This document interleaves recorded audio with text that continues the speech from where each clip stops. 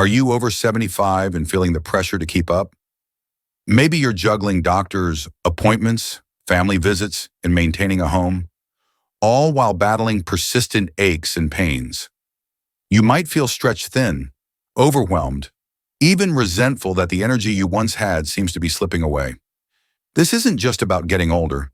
It's about the fear of losing your independence, your sense of purpose, your very identity. The years ahead are precious, and it's easy to let anxieties overshadow the joy they could bring.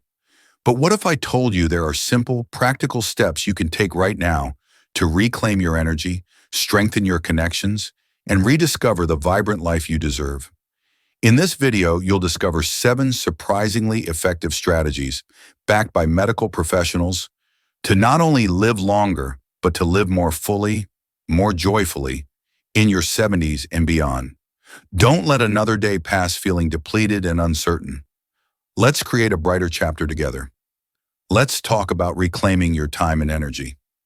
Eleanor, 78, from Ohio, felt the weight of the world on her shoulders. Every day was a juggling act. Grandkids' soccer games, volunteer shifts at the local library, maintaining her sprawling Victorian home. It wasn't the activities themselves, but the relentless pressure to keep up. The exhaustion was a constant companion, a dull ache mirroring the persistent stiffness in her joints. She'd find herself snapping at her grandchildren, resenting the demands on her time, secretly wishing for a quiet moment to herself. This wasn't about aging gracefully. It was about quietly drowning under the weight of expectations, both self-imposed and external. Do you know that feeling? That overwhelming sense that you're not measuring up, that the energy you once had is simply gone. You find yourself saying yes to things you don't want to do, pushing yourself beyond your limits, all in the misguided belief that it's the only way to remain relevant, valuable, to be seen. That constant striving, that relentless keeping up, often masks a deeper fear. The fear of irrelevance, the fear of loss, the fear of fading away. But what if I told you that letting go of commitments, of expectations, even of possessions, could be the key to rediscovering a life brimming with joy and purpose? What if releasing the burden of keeping up allowed space for what truly matters, pursuing passions, strengthening relationships, and simply enjoying the present moment? Eleanor's story isn't unique. It's a story many of us over 75 can relate to. It's a story of exhaustion masquerading as purpose, of fear hiding behind frantic activity, and it's a story with a powerful, hopeful ending. We'll explore practical strategies for decluttering your life, both physically and emotionally, to make space for contentment and deeper connections. We'll learn how to gracefully release what drains you so you can reclaim your time, your energy, and the vibrant life you deserve. Arthur, 76, from California, hadn't anticipated the anxiety that followed his fall. One minute he was tending his prize-winning roses, the next he was sprawled on the patio, his ankle twisted at an unnatural angle. The physical pain was sharp, but the deeper ache was the fear of losing his independence, of becoming a burden. He'd always been fiercely independent, proud of his ability to manage his life, his home, his garden. Now the simplest tasks felt monumental. This wasn't just about the physical limitations. It was about the crushing weight of uncertainty, the what-ifs that crept into his thoughts like unwanted weeds. What if he couldn't drive anymore? What if he needed help with showering or dressing? These weren't just practical concerns. They chipped away at his sense of self. The thought of relying on others, it felt like a betrayal of his own strength. You might be feeling a similar tremor of unease, the subtle fear of losing your mobility. Perhaps a recent illness, a fall, or simply the gradual weakening of muscles and bones has left you feeling vulnerable. It's completely understandable, but there's strength in facing these challenges head-on, in acknowledging the changes while refusing to surrender your spirit. The first step is often the hardest: seeking help. Don't see it as weakness, see it as proactive care. Talk to your doctor, discuss physical therapy options, explore assistive devices that can help you maintain your routines. A simple walking cane can make all the difference, allowing you to continue your walks in the park, connecting with nature and with others. Think about adapting your home to make it safer and more manageable. Removing tripping hazards, installing grab bars in the bathroom, adjusting furniture placement. These seemingly small changes can greatly enhance your safety and independence.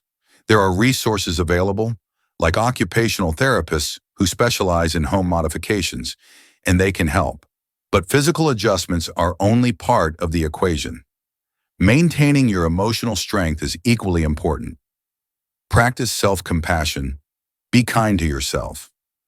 Celebrate small victories, whether it's walking an extra block, successfully completing a gardening task, or simply managing to get dressed without assistance. Each accomplishment, however small, is a testament to your resilience. Remember the quiet joy of tending your roses, Arthur? That joy hasn't disappeared. It's just been temporarily overshadowed by fear. Rediscovering those sources of fulfillment will strengthen you, both physically and emotionally. Focus on what you can still do rather than what you can't. It's a shift in perspective, a deliberate choice to focus on strength rather than weakness, hope rather than fear. And that choice, my friend, is yours to make. And that feeling of purpose, of leaving something meaningful behind, it's vital, isn't it? Margaret, 82, from Texas, felt that loss acutely after her husband passed. The quiet of her small apartment in Austin felt less like peaceful solitude and more like a suffocating silence. The vibrant tapestry of her life, once richly woven with shared laughter and adventures, now seemed to have faded to a muted gray. She found herself retreating further and further, avoiding social gatherings, losing touch with friends, her days blurring into one another, marked only by the ticking clock and the endless cycle of routine. Loneliness, it turned out, was a heavy cloak, weighing down her spirit and eroding her sense of self. Do you ever feel that way? Disconnected, unseen, like your contributions have lessened? It's easy to let the quiet creep in, to let solitude consume you. But that's where the power of connection steps in. It's not just about combating loneliness. It's about actively nurturing relationships, cultivating new bonds, and rediscovering the joy of shared experiences. For Margaret, a simple act of reaching out made all the difference. She started attending a weekly knitting circle at the local senior center. At first it felt awkward, even vulnerable, but the shared needles, the easy chatter about yarn and patterns, soon created a warm, welcoming atmosphere. She discovered a shared passion for crafting, a common ground with women who understood the quiet rhythm of aging, the bittersweet joy of memories, the unspoken language of loss and resilience. And it wasn't just the knitting. Margaret reconnected with old friends, discovered new hobbies, and found herself laughing again. Real belly laughs that shook the quiet of her apartment. She even started volunteering at a local animal shelter, finding immense comfort in caring for the abandoned creatures. The act of giving, of connecting with something outside herself, filled the void, replenishing her spirit in ways she hadn't expected. This is what I want you to remember. Loneliness is not a natural part of aging. It's a solvable problem, often curable through the simple act of reaching out, of connecting with others. It doesn't have to be grand gestures. Sometimes a phone call, a shared cup of tea, a friendly visit.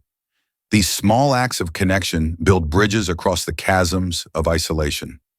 Think about the people in your life, the friends, family, and community members who offer support and companionship.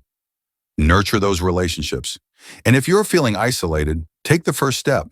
Join a club, volunteer, attend a local event. The world is still waiting to connect with you, and you, in turn, have so much to offer. The path to connection is paved with small steps, and each one brings you closer to a richer, more fulfilling life. Don't let the silence win. There's beauty and strength to be found in shared experience. The journey towards connection might feel daunting, but trust me, the rewards are immeasurable. This is not just about filling time. It's about enriching your life with meaningful relationships, fostering a sense of belonging, and reigniting the joy of shared experiences. This is about creating a vibrant tapestry of connection, a beautiful reminder of the power of human interaction. David, 79, from New York, felt that keenly. Retirement had robbed him of his classroom, his identity as a teacher. The silence felt deafening. He missed the spark of learning, the connection with young minds, that sense of purpose. It was gone. But then he discovered a new classroom, a local senior center where he began tutoring children in math. He found a different kind of satisfaction and a legacy that felt every bit as vital. You too may be grappling with similar questions, that whisper of doubt, wondering if your life's work is done, if your impact is fading. But the truth is, your story isn't over. It's evolving. Think about the wisdom you've accumulated over the years, the experiences you've lived through, the lessons you've learned. This rich tapestry of life experiences is a treasure trove waiting to be shared. What legacy do you want to leave behind? What knowledge, skills, or insights could benefit others? It's about more than just longevity. It's about leaving the world a little brighter, a little kinder, a little wiser than you found it. It might involve mentoring a young person, volunteering your time to a cause you care about, sharing your life stories, writing your memoirs, contributing your skills to a community project. Maybe it's as simple as sharing your favorite recipes with family or becoming a cherished storyteller to a younger generation. These are small acts, but their cumulative effect is profound. They build not just a legacy of purpose, but a legacy of love. This isn't about grand gestures. It's about finding small ways to make a meaningful difference. It's about remembering that your value isn't defined by what you can physically do, but by the impact you have on the lives of others.